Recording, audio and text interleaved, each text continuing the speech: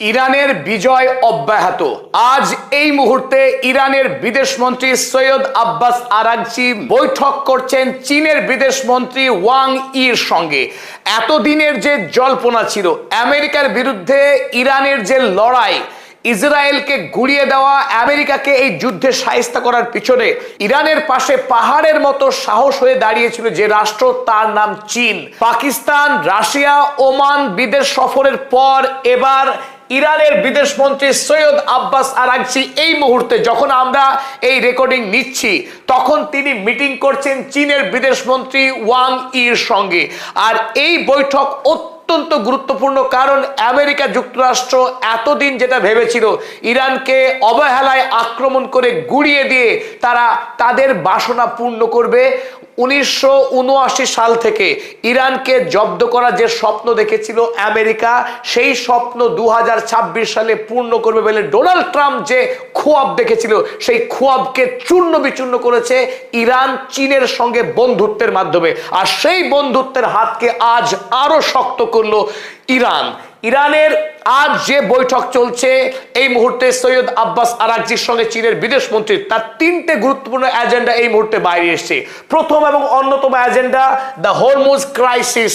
Hormuz প্রণালীকে Iran বন্ধ রেখেছে ইচ্ছে করেই, যাতে করে আমেরিকার বিষ দাঁত ভেঙে দেওয়া যায়। কারণ আমেরিকা চেয়েছিল ইরানকে অর্থনৈতিকভাবে, সামরিকভাবে ধ্বংস করতে। আর এই উদ্দেশ্যে যখন যুদ্ধে ইরানকে হারাতে পারেনি তখন ওমান উপসাগরে ইরানকে ঘিরে নৌ অবরোধ করেছিল, অবরুদ্ধ করে রেখেছিল ইরানকে। আর তার জবাব দেওয়ার জন্য ইরান হরমুজ প্রণালীকে স্থায়ীভাবে বন্ধ করে দিয়েছে।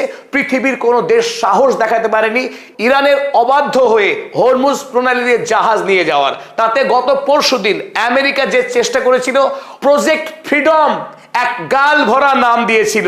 আমেরিকার সেনেটের চাপে যখন যুদ্ধ চালাতে পারছে না 60 দিনের বেশি, ডোনাল্ড ট্রাম্প নাম বদলে দিয়েছিলেন প্রজেক্ট ফ্রিডম।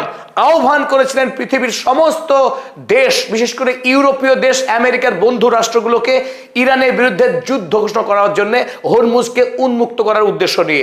আমেরিকা সেই ডাকে কোন রাষ্ট্র সাড়া তো দেয়নি। হরমুজ প্রণালী এখনো বন্ধ, বিশ্বে জ্বালানি প্রবাহ বন্ধ, দাম বাড়ছে জ্বালানির, শুরু হইতে সংকট। তাই ইরান দেখিয়ে দিয়েছে পৃথিবী আমেরিকার হাতে নেই, পৃথিবী আছে ইরানের হাতে। তাই ইরানকে যদি আমেরিকা হালকা ভাবে নেয় তার পরিণাম বিশ্বের জন্য খুব একটা ভালো হবে না।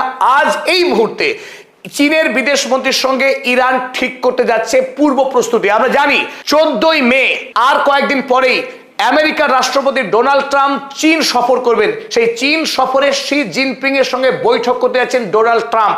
এবং নিশ্চিতভাবেই ইরানের যে হরমুজ প্রণালী, সেটাই এই মুহূর্তে আমেরিকার সঙ্গে চীনের বৈঠকের প্রধান ইস্যু হতে যাচ্ছে। আর তার আগেই চীন এবং ইরান নিজেদের মধ্যে বোঝাপড়া করে নিতে চাইছে যে আমেরিকার সঙ্গে বৈঠকে কি আলোচনা হবে।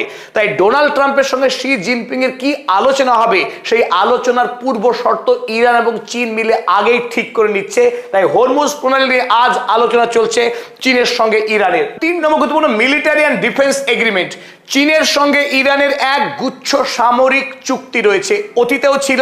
সেই চুক্তিকে নবীনকরণ করে আরো নতুন নতুন অস্ত্র যাতে ইরান লাভ করে, আমেরিকার বিরুদ্ধে, ইসরায়েলের বিরুদ্ধে, আরব আমিরাতের বিরুদ্ধে ইরান আগামী দিনে যাতে আরো শক্তিশালী ফাইট দিতে পারে, আরো বেশি আকাশ প্রতিরক্ষা ব্যবস্থা, প্রতিরোধ ব্যবস্থাকে শক্তিশালী করতে পারে, সেই উদ্দেশ্যে চীনের সঙ্গে একাধিক চুক্তি সম্পাদন করতে চলেছেন ইরানের বিদেশমন্ত্রী সৈয়দ আব্বাস আরাগচি। এই মুহূর্তে পৃথিবীর অন্যতম জনপ্রিয় নেতা ইরানের সৈয়দ আব্বাস আরাগচি, তিনি এই মুহূর্তে সারা পৃথিবীর লাইমলাইট তিনি একাই ভোগ করছেন। সারা পৃথিবীর ক্যামেরা, সারা পৃথিবীর মিডিয়া এখন সৈয়দ আব্বাস আরাগচির পিছনে ছুটছে। আব্বাস আরাগচির প্রতিটি বাইট এই মুহূর্তে ভাইরাল পৃথিবী জুড়ে। তাই সৈয়দ আব্বাস আরাগচি ইরানের পক্ষে তিনি কত গুরুত্বপূর্ণ ব্যক্তি। ইরানের সর্বোচ্চ নেতা আয়াতুল্লাহ মুস্তফা খামেনেইর প্রতিনিধি হিসেবে এই মুহূর্তে তিনি চীনে গুরুত্বপূর্ণ বৈঠক সারছেন। আর এই বৈঠকে আমেরিকা এতটাই ভয় পেয়ে গেছে, তাই আগেই ডোনাল্ড ট্রাম্প বুঝতে পেরেছেন তার প্রজেক্ট ফ্রিডম ফেল, তার বেলুন পাংচার হয়ে গেছে, হাওয়া বেরিয়ে গেছে। তাই আজ এই মুহূর্তে সবচাইতে বড় খবর, ডোনাল্ড ট্রাম্প তিনি বাতিল করলেন তার প্রজেক্ট ফ্রিডম। হরমুজ প্রণালীকে মুক্ত করার তার যে বাসনা ছিল সারা